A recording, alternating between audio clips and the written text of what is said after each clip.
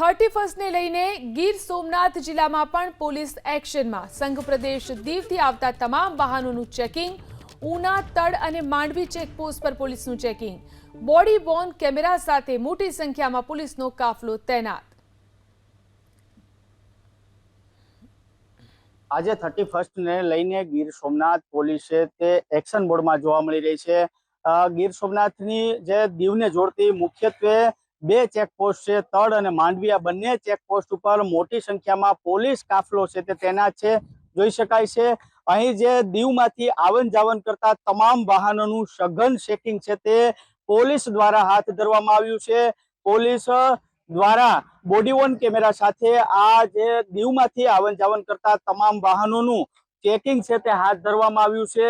આ સાંજ સુધીમાં પણ મોટી સંખ્યામાં ડ્રિંક એન્ડ ડ્રાઈવના કેસ છે તે નોંધાઈ શકે છે, જેને લઈને ગીર સોમનાથ પોલીસ છે તે પણ એક્શન મોડમાં જોવા મળી રહી છે।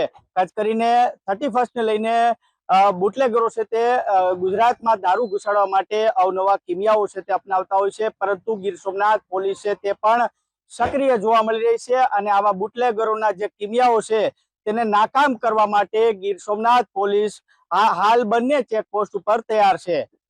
અર્જુન વાળા, એબીપી અસ્મિતા, ગીર સોમનાથ।